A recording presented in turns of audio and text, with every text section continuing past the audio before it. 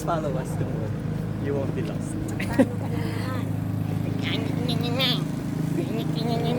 Wait, we have to video. Video mo. Ano? Wala tayong picture.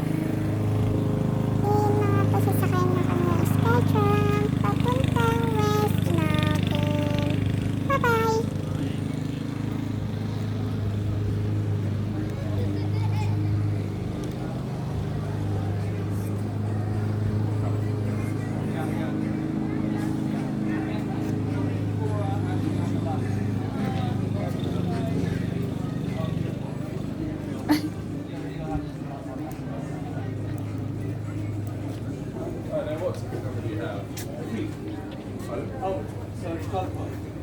12, yeah, so you're on the side of it. So I'll get the camera. So I'll get yours. Come on over.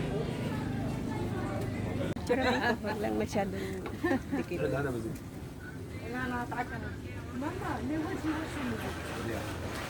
Yeah, you can do it. Wala, umikot. Muntik na mahulog. Mahulog yung cellphone ko. Let's go! Okay.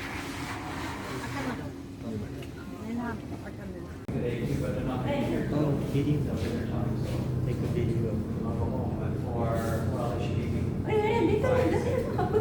often referred to as a reversible tramway. We do only have two cars on the system. One car goes up, the other car comes down. Now we are permanently attached to each other, so one car cannot leave without the other.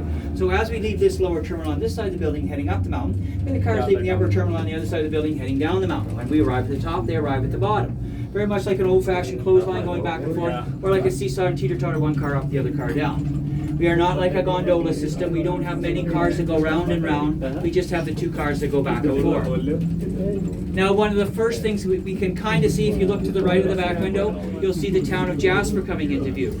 It is in the valley floor. Its elevation is about 1,100 meters. The permanent population in Jasper is just over 5,000 people. Jasper also has what's known as a ghost population. Now that can be as much as 1,500 people, and it makes up the seasonal workers you can see at a variety of places around town. That's why you hear a variety of different accents, including at this facility here. And we are right in the midst of our summer. Folks, we can have as much as 20 to 25,000 people in and around the immediate area on any given day. Now, when we left the lower terminal, we were at about 1,300 meters. Now, that's about 200 meters above the valley floor. When we arrive at the top, we'll be at about 2,300 meters. That's about 200 meters above the summit, or below the summit. That's a 1 kilometer, 1,000 meter vertical lift. The track that we follow is about 2.2 kilometers in length, and our total time up the mountain from the bottom to the top is about 7 minutes. Now, if you've been in Jasper for a day or two, you may have noticed there's lots of trains that come through town. Jasper is on the main line for the Canadian National Railroad. You can have a train coming through town as often as about every 15 minutes. And these days they're so long that they don't fit into the yard. The yard itself is about 2 kilometers long, whereas the trains that come through town can be as much as 3.5 kilometers long. That's why you'll see them sitting at either end of town waiting for permission to go through town. So we are going to pass around our single support tower. It's about 2/5 of the way up the mountain. It's 20 meters tall. As we pass around it, we're actually going to change the angle going up the mountain. We are on a pivot above us. What happens is the car sways from front to back. So do prepare yourselves for it. Watch that you don't lose your balance.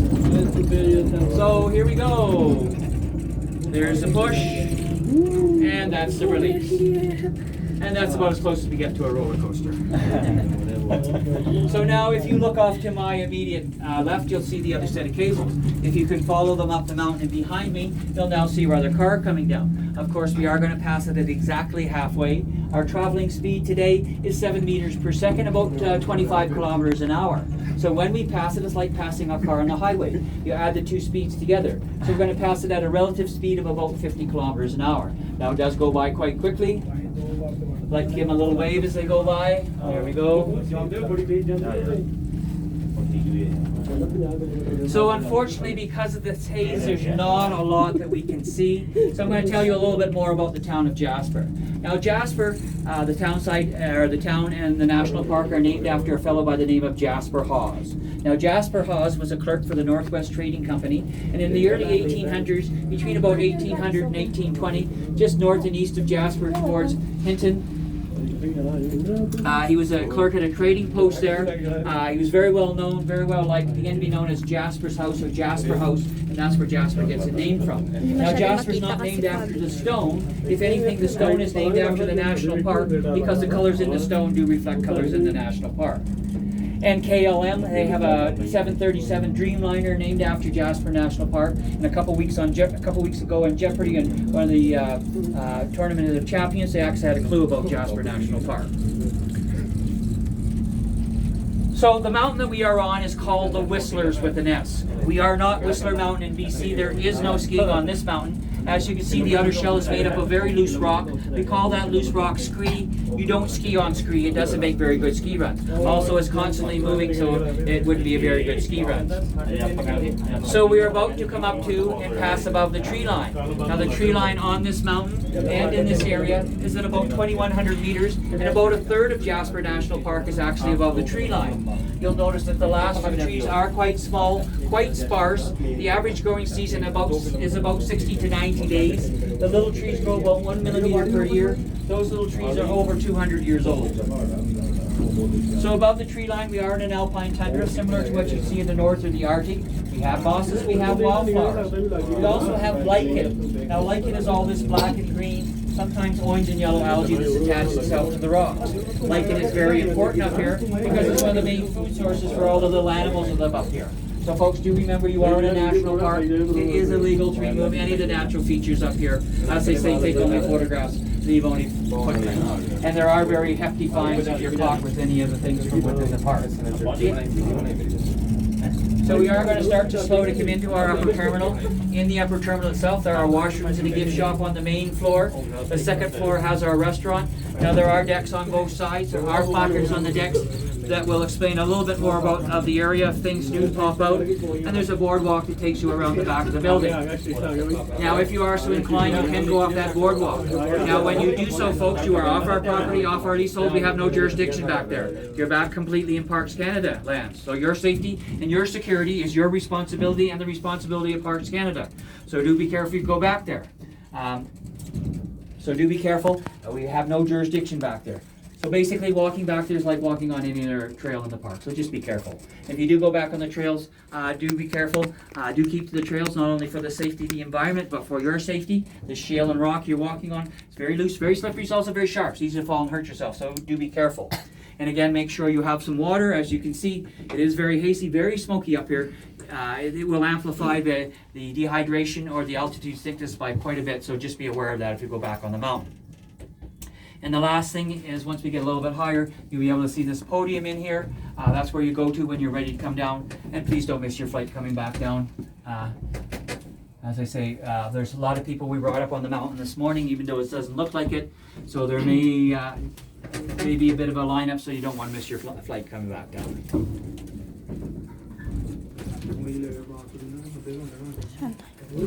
So just watch yourself along that outside door. It will slide to the inside of the car there. We are just waiting for a buzzer to let us know we're completely docked. Once we hear that, Jordy will open that outside door and let you out, folks.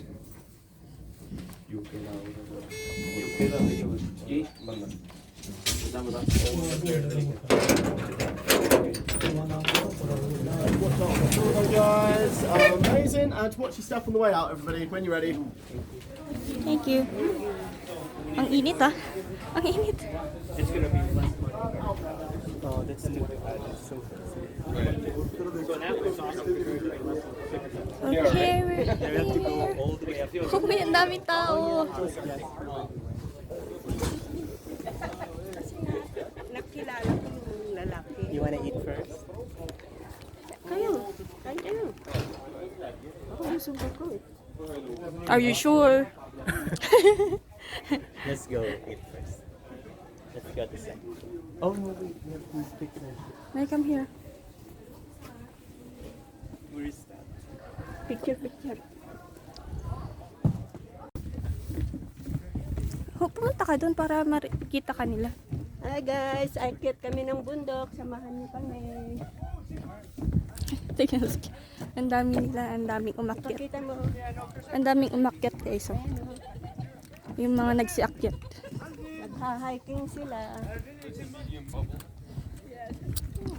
Not like a bubble, it's just, but like, you know, like a bazooka. Alright, time to fly. Time to fly. Yeah. Once we get moving, we'll be good.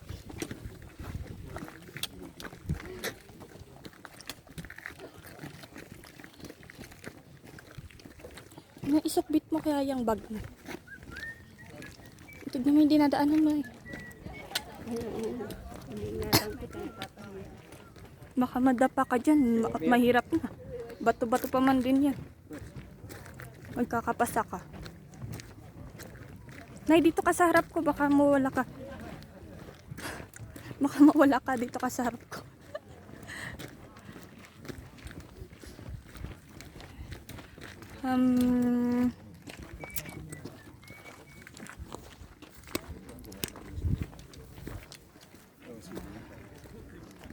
Ooh, that's nice.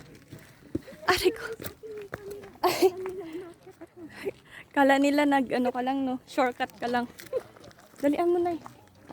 Humarap ay, ikaw mauna. Baka mahulog ako kakaatras ko. Baka mapadali ang pagbaba ko. Ang daming nagha-hiking.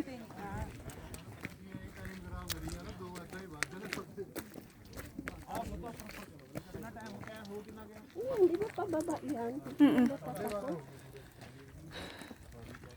Yung nakaano naman sila eh. May tukod? May mga tukod-tukod naman sila. Tsaka hindi naman siya yung pababa yan. Maapakan mo pa naman siya. Ang taas pa ng aakyatin natin.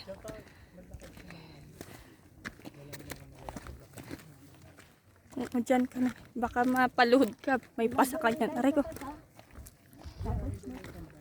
Magpagulong na lang. Pagulong-gulong ka na.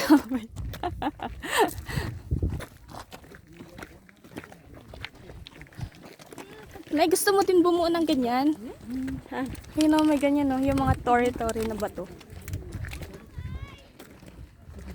Ay, aray ko. Nakakapagod. Nakakapagod.